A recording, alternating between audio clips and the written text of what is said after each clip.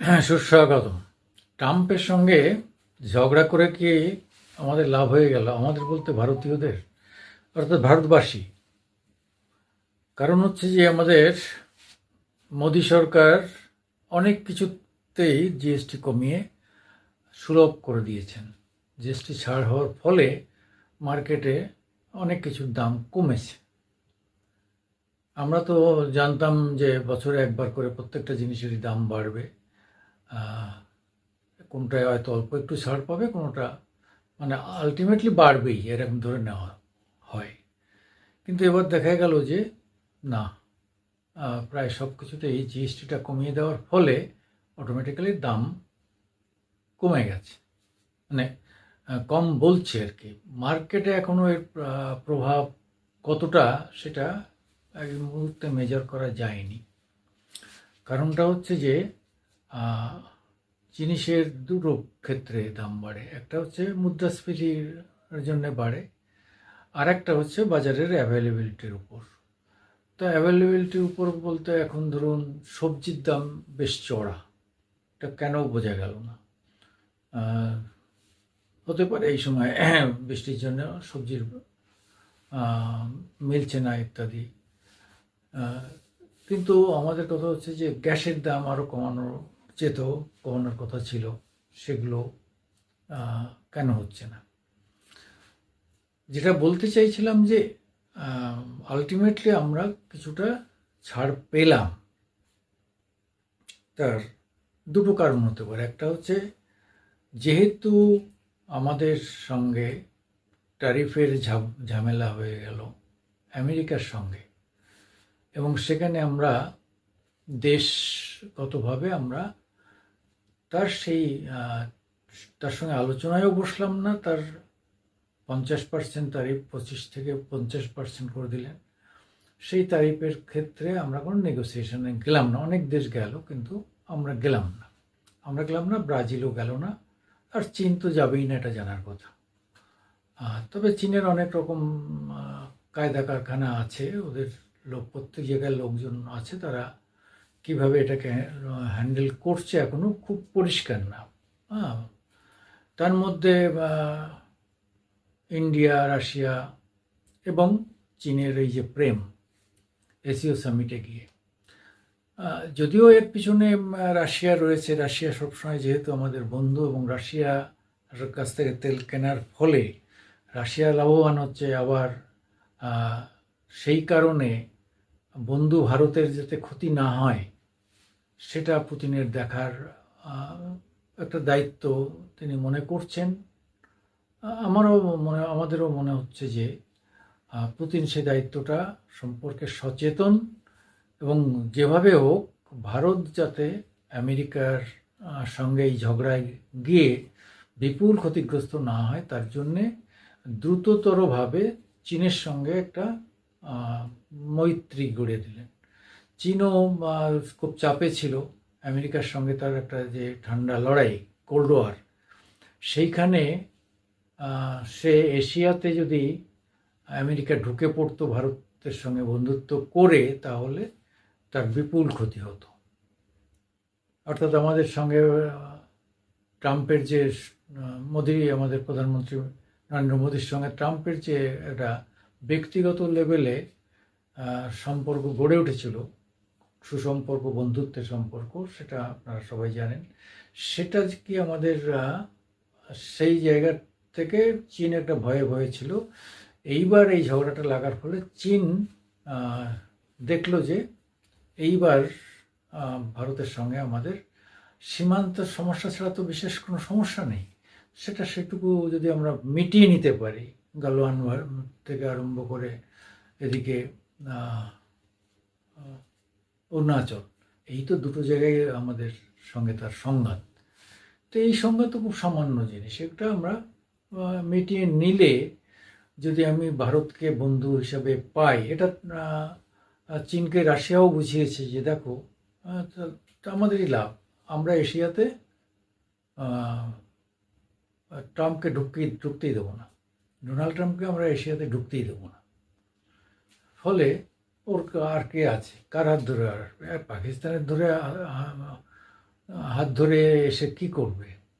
পাকিস্তান নিজেই মানে একটা ফেল্ড স্টেট, লোকজন খেতে পায় না, বেলুচিস্তান ভেঙে টুকরো টুকরো হয়ে যাচ্ছে, তারপরে ভয়ঙ্করভাবে যে এই যে হয়ে গেল ফ্লাড, মানে মর্মান্তিক ফ্লাড হয়েছে, তার কিছুটা প্রভাব আমাদের দিকেও এসছে, কিন্তু মানে সে দেখা যায় না, সে দুরবস্থা দেখা যায় না। এর মধ্যে আবার আফগানিস্তানে ভয়ঙ্কর ভূমিকম্প, এবং সেখানে ঝাঁপিয়ে পড়েছে ভারত, যেহেতু আফগানিস্তান আমাদের খুব বন্ধু রাষ্ট্র। সেই জায়গায় দাঁড়িয়ে আমরা বলতে পারি যে বন্ধুত্ব আমরা বেশি পেলাম। মার্কিনকে ছেড়ে দিলে আমাদের ক্ষতি হলো না, আমরা বন্ধু ভালো বেশি পেলাম। কিন্তু বাণিজ্যের যে ঘাটতি এই মুহূর্তে প্রায় 49 কি 50 বিলিয়ন ডলার, এই ঘাটতিটা মেটাতে না পারলে আমাদের এখন ব্যবসায়ীরা খুব একটা অস্বস্তিতে আছে, তারা আশু একটা ক্ষতি হচ্ছে, এটা তো অস্বীকার করার নেই। কিন্তু তাদের একটু অপেক্ষা করতে হবে যে অল্টারনেটিভ বাজার, সেই চীন হোক, দক্ষিণ আফ্রিকা হোক, বা রাশিয়াতেও কিছুটা অন্য ধরনের বাজার পাওয়া যায় কিনা, উত্তর কোরিয়া, দক্ষিণ কোরিয়া, এই সমস্তগুলো এখন নতুন করে আবার ভিয়েতনাম, ফিলিপিন্স, আর্মেনিয়া, বহু কান্ট্রির সঙ্গে আমাদের যে খুব সুন্দর সম্পর্ক গড়ে উঠল। সাইপ্রাস, সেদিন গিয়েছিলেন আমাদের প্রধানমন্ত্রী। ফলে অল্টারনেটিভ আমাদের মনে হচ্ছে যে এই ধরনের একটা সংঘাতের আজ আমাদের বিদেশ দপ্তর পেয়ে গিয়েছিল আগের থেকে, তা না হলে এতগুলো দেশ, ছোট ছোট দেশ আমাদের ভ্রমণ করার কারণটা কী ছিল? প্রধানমন্ত্রী এতগুলো দেশের সঙ্গে সুসম্পর্ক গড়লেন, সেটা থেকেই একটা বোঝা যাচ্ছে। এবং জাপানের সঙ্গে একটা হঠাৎ করে জাপানে চলে যাওয়া এত বছর পরে, এটা সব মিলিয়ে মনে হচ্ছিল যে আমরা অনেক আগের থেকে এটা বুঝতে পারছিলাম যে কিছু একটা ঘটতে চলেছে। আমেরিকার পরিস্থিতি ভালো নয়, আমেরিকা আমাদের বন্ধুত্ব আমাদের করবে না। কারণ হচ্ছে যে এটা অপারেশন সিন্দুর থেকেই তো পরিষ্কার বোঝা গিয়েছে, এবং সেখান থেকে বন্ধুত্বটা চটেছে। আসিফ মুনিরকে নিউ ইয়র্কে নিয়ে গিয়ে হোয়াইট হাউজে লাঞ্চ করিয়েছেন, এইসব ব্যাপার। ফলে এটা তো আমরা দেখেই বুঝেছিলাম যে ট্রাম্প আমাদের বন্ধু নয়। হাউডি করে, হইচই করে, হচ্ছে পারপাসলি ব্যবহার করে আমাদের ভারতকে, মোদি, মানে আমাদের মোদিজিকে ব্যবহার করার জন্য যতটা করার দরকার করেছে, এখন আর দরকার নেই। ফলে একটা কথা বললো না যে আমরা হৃদয় দিয়ে আমরা কারোর সঙ্গে বন্ধুত্ব করি, আর ওরা হচ্ছে প্রতারণা দিয়ে মানুষের সঙ্গে বন্ধুত্ব করে। ওদের মধ্যে প্রতারণা থাকে, ভিতরে মানে সততা থাকে। আমরা সততার সঙ্গে বন্ধুত্ব করি, আর ও সততার সঙ্গে, আমেরিকা সততার সঙ্গে বন্ধুত্ব করে। ফলে ওদের বিশ্বাস করা মোটেই যায় না। যাই হোক, সব আপাতত যে আমরা ক্ষতিগ্রস্ত হচ্ছি এটা আমাদের অস্বীকার করার উপায় নেই। আমাদের ব্যবসায়ীরা যথেষ্ট ক্ষতিগ্রস্ত হচ্ছেন। আবার এতে পার্শ্ববর্তী কিছু কিছু দেশ, বাংলাদেশ যেমন, পোশাকের ক্ষেত্রে কিছুটা বাড়তি সুবিধা পাবে। পাক না, কি আছে, ব্যবসা তো সবাইকেই করে খেতে হবে। সে আমাদের প্রতিবেশী, তাদের যদি গার্মেন্টসের ব্যবসাটা আর একটু ভালো হয় আমাদের সঙ্গে আমেরিকার ঝগড়ার ফলে, কোনো অসুবিধা নেই, ভালো কথা হোক। কিন্তু তাদেরও মনে রাখতে হবে যে মানে ভারতের মতো একটা বৃহত্তম জনসংখ্যার দেশ, এত বড় বাজার, তার সঙ্গে যে ঝগড়া করতে পারে যে ডোনাল্ড ট্রাম্প, সে যে কালকে বাংলাদেশকেও ঠকাবে না, বাংলাদেশকেও ছুঁড়ে ফেলবে না, তার কি মানে আছে? যাই হোক, ব্যবসা করবেন আপনারা আপনাদের ভালো মতন, নিজেদের উপর দাঁড়িয়ে করুন। ভালো কথা, ভালো হলে ভালো।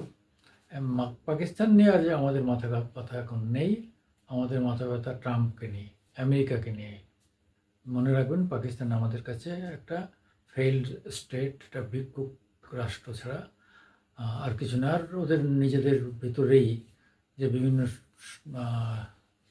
সন্ত্রাসবাদী গোষ্ঠী সৈন্যদের মারছে, বিভিন্ন জায়গায় এসে বোমা মারছে, বিভিন্ন ধরনের সংকট তৈরি করছেন নিজেদের মধ্যে। ফলে সেই ফেইল্ড স্টেট নিয়ে চিন্তা নেই আমাদের।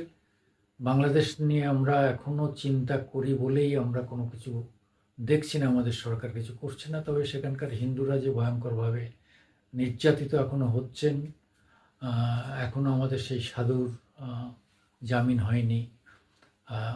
যাই হোক, বাংলাদেশের হিন্দুদেরও দেখতে হবে। নতুন আইন করে 31শে ডিসেম্বর পর্যন্ত যারা আসবেন তারা এখানে নাগরিকত্ব পাবেন। এতে বাংলাদেশের লোকেরা খুবই উৎসাহী হয়েছে, হিন্দুরা একটু প্রাণ পেয়েছে। কিন্তু তবু তাদের উপর যে অত্যাচার হচ্ছে, এটা কিন্তু মেনে নেওয়া যায় না। এর প্রতিশোধ নিতেই হবে। আজ হোক কাল হোক, ভারতকে প্রতিশোধ নিতেই হবে। তা না নিলে তাহলে ভারতের যে শক্তি, ভারতের যে প্রভু মানে ইয়ে করছি, যে আমরা ভারতকে নিয়ে প্রাউড ফিল করি, হ্যাঁ, তার পাওয়ার এবং প্রতিবেশীদের সঙ্গে সম্পর্কের জন্যে, সেটা আমাদের ফিল করতে গেলে বাংলাদেশের পাকিস্তানি যে টিম আছে, সেই পাকিস্তানি রাজাকারদের বোঝাতে হবে যে ভারতের সঙ্গে পাঙ্গা নিলে সেটা সহজে পার পাওয়া যাবে না। যাই হোক, আপনারা আমাকে একটু দয়া করে আমার আজকের দিন ইউটিউবে আপনারা একটু লাইকস দেবেন, একটু মন্তব্য করবেন এবং শেয়ার করবেন, সাবস্ক্রাইব করবেন। নমস্কার, সত শ্রী আকাল, আদাব।